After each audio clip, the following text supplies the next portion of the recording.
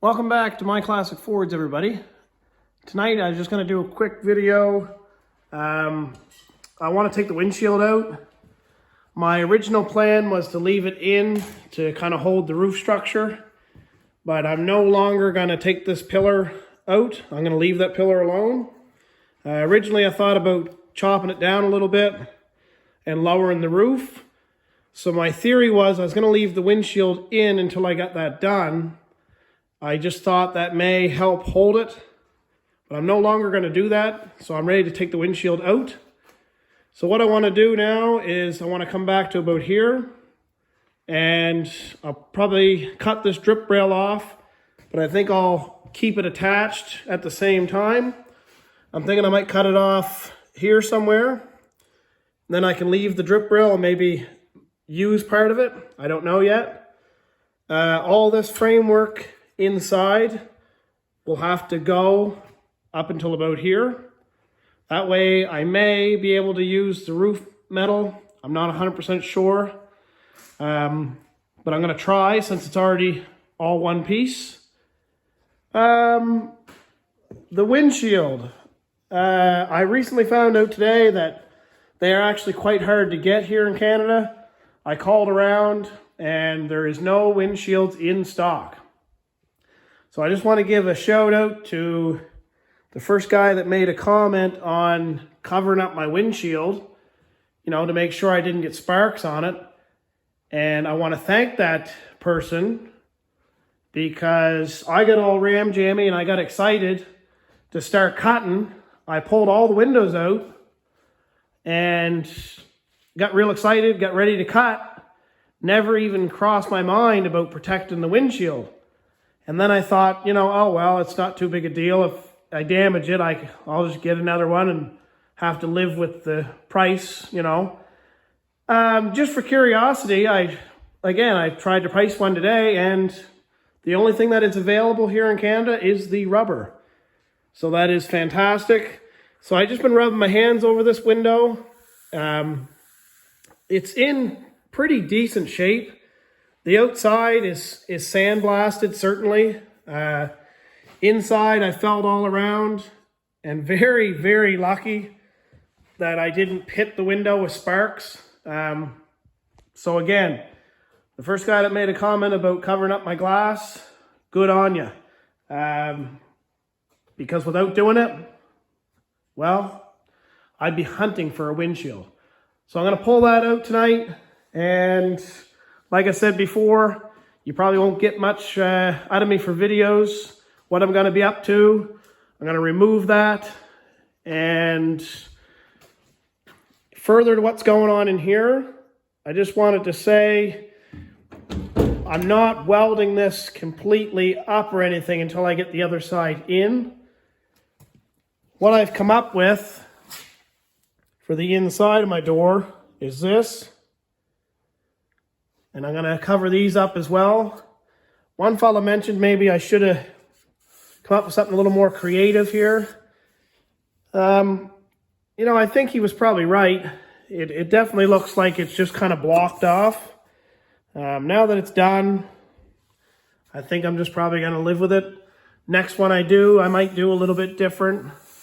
Food for thought, I guess. But I think the next step is for me, I'll put this internal piece, this big large portion of framework, I'll put that in the other side, and I'll weld it up, and then I will fit up these panels. I'll do the welding on them as much as I can, and then after I got that done, and that done over there, then I'll make another video showing me cap these in and how I'm going to cap this in, how I'm going to tie it together. And down in here, I don't know how well you can see it, but there is a framework. There we go. There's a framework on the door, kind of down in there. And that framework that's on the back of this door, I'm going to reach down in there and weld it to this plate here. So all of that should act as making one large pillar. So if you follow me, I'm thinking this here is 14 gauge. It's fairly rugged. It's now welded to this part of the car. This part of the car is very solid. And once this is, tied into the pillar, which it is, once this is capped in, this piece is on, it's welded back to the pillar, and it's full of bracing. When we put the window in, we're going to beef the pillar up again. So this whole portion has become part of, the main structure of the car. So like I said, once we get the other side in, I'll make a video of capping these. And then I think the next plan of attack, before we get too far, I think we should definitely address this transmission tunnel. So I'm thinking we'll weld the tunnel back together. And then I'm thinking enough of the car will be tied together that I can move on with the roof. And the rear part of the roof, of course, is going to give me some, some pretty good structure. And as you can see, I've started stripping the taillights and stuff out. I took a little more paint off. Up here on the roof, I'm going to take 1/4-inch round bar, and I'm going to design it that way. Then I'll take the round bar off, and I'm thinking I'm going to get 1x1 square tubing rolled into that shape. And then we're going to build a square tube frame, so to speak, back into the roof, coming down, and then part of that pillar will be beefed up to receive it, as well as the top deck of the car here will be all beefed up. So the roof really should help tie this whole structure together. One fella mentioned about putting a roll cage in it, and I think that's kind of a crafty idea, because it is kind of I don't want to call it a race car because it's not a race car, but kind of back, a little bit before this era in the 60s, the Daytona Coupe was kind of cool, built for racing. So I thought, geez, I think maybe I will put a roll cage in this. At the same time, I want to explain again, once we're done back here tying the body together, like just your body structure, once this is tied together, and our transmission tunnel's tied, we're going to stretch the front end, but then we're going to run square tubing, fairly large, probably like 2x3, right up the whole car on the inside of the sill. And we're going to tie the front suspension right to the back suspension. And then we're going to come across here with the square tube to strengthen the car even further. And then we're going to run tubes on an angle from this pedestal right into this cross tube.